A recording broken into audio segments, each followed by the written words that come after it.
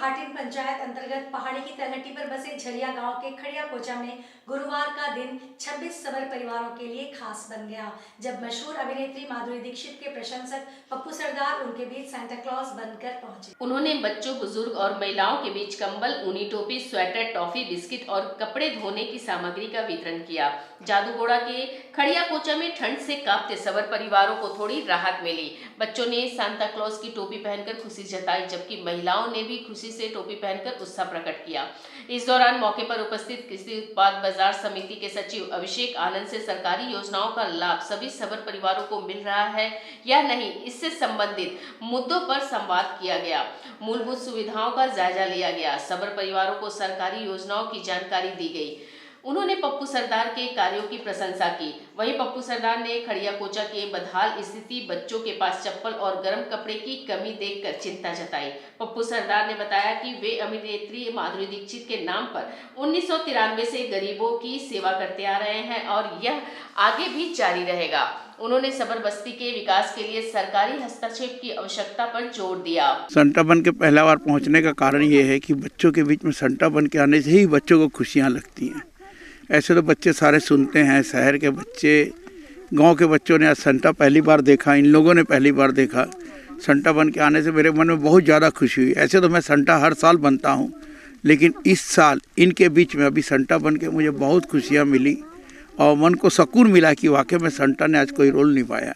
गरेटा महासभा झारखंड के द्वारा 21 और 22 दिसंबर को जमशेदपुर के एग्रीको ट्रांसपोर्ट मैदान में शहीदी दिहाड़ा का आयोजन किया जा रहा है। इस शहीदी दिहाड़ा में शिरोमणि शहीद बाबा जीवन सिंह एवं 4 शहजादे की जीवनी पर प्रदर्शनी लगाई जाएगी, जिसके माध्यम से उनकी जीवनी पर प्रकाश डाला जाएगा। इसे लेकर रंगरेटा महासभा के प्रदेश अध्यक्ष मंजीत सिंह गिल ने प्रेस कॉन्फ्रेंस कर जानकारी दी कि सिखों के नवे गुरु गोविंद सिंह के पिता की औरंगजेब के शासनकाल में उनकी हत्या कर देने के बाद अंतिम संस्कार करने वाले के साथ भी यही हश्र होने का फरमान जारी करने के बावजूद शहीद बाबा जीवन सिंह ने ही उनके शीर्ष को लेकर उनके पुत्र गुरु गोविंद सिंह को ले जाकर दिया था। इसी तरह उस शासनकाल में किए गए अत्याचार के बारे में आज के युवाओं को इस प्रदर्शनी के माध्यम से जानकारी देना मुख्य उद्देश्य है। उन्होंने बताया कि इस 2 दिवसीय कार्यक्रम में जमशेदपुर और पंजाब के अलावे देश भर के विभिन्न राज्यों से लगभग 30,000 सिख समाज के लोग इसमें शामिल होकर लाभान्वित होंगे। हर साल की भांति इस साल भी हम लोग जो है शिरोमणि शहीद बाबा जीवन सिंह अते गुरु गोविंद सिंह जी के 4 साहबजादे और उनके परिवार के नाम से हम लोग जो है हर साल शहीदी दिहाड़ा जो है मनाते हैं। ये शहीदी दिहाड़ा दिसंबर महीना में हम लोग 21 या 22 तारीख को हम लोग जो है मना रहे हैं एग्रीको मैदान में, और इनका तैयारी जो है हम लोग करीबन 1 महीना से कर रहे थे। और इस कार्यक्रम में शामिल होने के लिए पूरे देश से सिख समाज के लोग जो है जमशेदपुर आ रहे हैं। कुछ लोग फ्लाइट से आ रहे हैं, कुछ लोग ट्रेन से आ रहे हैं, कुछ लोग बाई रोड आ रहे हैं। और जमशेदपुर में इस कार्यक्रम को हम लोग पिछले 6-7 साल से लगातार मना रहे हैं और हर साल जो है ये कार्यक्रम की जो भव्यता जो है ये दिन पर दिन जो है बढ़ते जा रही है और पूरी जमशेदपुर में जो है इस कार्यक्रम का चर्चा जो है जगह जगह हो रहा है। जमशेदपुर में ठंड का कहर देखने को मिल रहा है, जहां आम लोगों के साथ साथ भगवान भी ठंड से बचते दिख रहे हैं। जहां मंदिरों में भगवानों को कंबल टोपी पहनाकर ठंड से बचाने का काम मंदिर के पुजारी कर रहे हैं। शहर के तमाम मंदिरों में भगवान को ठंड से बचाने के लिए कंबल, टोपी, मफलर पहनाया जा रहा है। मंदिर के पुजारी का कहना है कि जब हम मंदिर में भगवान की प्राण प्रतिष्ठा करते हैं तो हर मूर्ति में जान आ जाती है। जैसे हम भगवान को सुबह भोग लगाते हैं, स्नान करके उनको भी ठंड लगती है, जिसको लेकर अब शहर के हर मंदिरों में यह तस्वीर देखने को मिलेगी। जमशेदपुर में नहीं, लमसम सारे जगहों पर, क्योंकि हम जिस दिन मंदिरों में मूर्तियों को स्थापित करते हैं उस दिन हम लोग उनमें प्राण डालने का काम करते हैं, प्राण प्रतिष्ठा करते हैं। और उस दिन से हम ये मानते हैं कि जिस तरह से हमारे अंदर एक जीव है, उसी तरह से उस मूर्ति में भी एक प्राण है। और जैसे हमें हर चीज़ का बोध होता है, वैसी मूर्तियों को भी ठंड गर्मी का एहसास होता है। तो इस कड़ाके की ठंड में जिस तरह से हमें आज स्वेटर और कंबल की आवश्यकता है, इस तरह से मूर्तियों को भी हम कंबल ओढ़ाते हैं। और सिर्फ मंदिरों में नहीं, अगर हम देखेंगे तो घर में भी जो लोग लड्डू गोपाल की मूर्ति रखते हैं, उन्हें अपने बेटे की तरह जो है, अपने बच्चे की तरह उन्हें ट्रीट करते हैं, उन्हें समय पे दूध पिलाना, खाना खिलाना, उनके ठंड में उनको स्वेटर पहनाना, गर्मी के समय में सूती वस्त्र देना, ऐसा।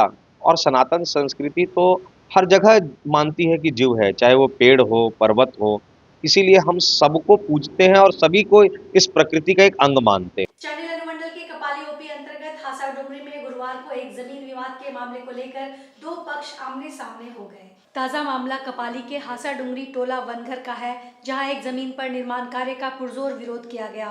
विरोध कर रहे लोगों का कहना है कि जब तक इस जमीन का फैसला न्यायालय में विचाराधीन है, तब तक यहां पर किसी प्रकार का कोई निर्माण कार्य करने नहीं दिया जाएगा।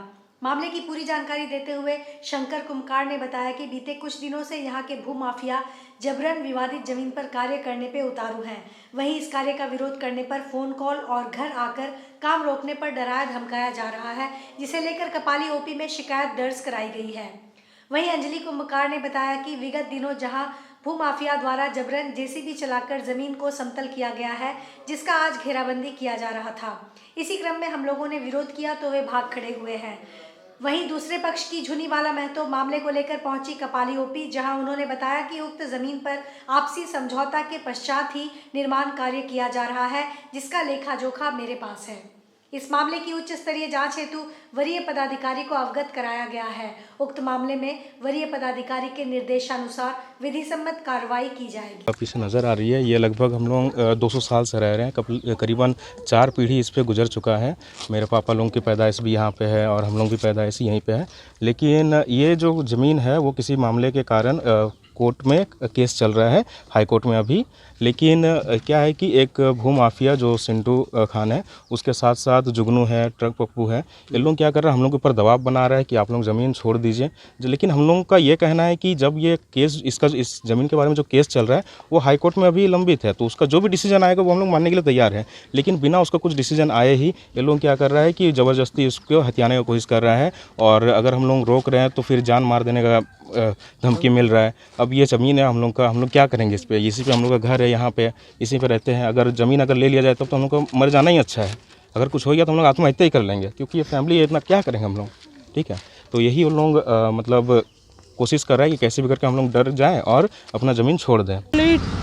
थाना में हमको इसलिए आना पड़ा, ऐसे तो मेरा नाम हुआ झुनीवाला महतो, पिताजी का नाम मेरा स्वर्गीय भीमचंद्र महतो, पहले कपालिये में रहता था, और मेरा पिताजी के नाम से हासा डुंगरी बनघर में ज़मीन है, 1 एकड़ 24 डिसमिल, लगभग 80 कट्ठा इधर कट्ठा में चलता। हम रहते हैं चांडिल में, और चांडिल से हमको आना पड़ा मजबूरी होके, क्योंकि उनका वंशज जो है विशंभर कुम्हार का बेटा लोग था 6, और विशंभर कुम्हार था जमडी निमडी का रहने वाला।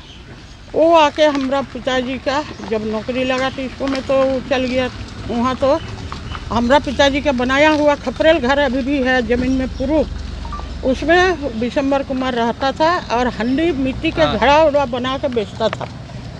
और ये मेरे पिताजी का मामा घर है बगल में, उन लोग का खेती बाड़ी, इन लोग 6 भाई विशंभर कुमार सब खेती बाड़ी करता था।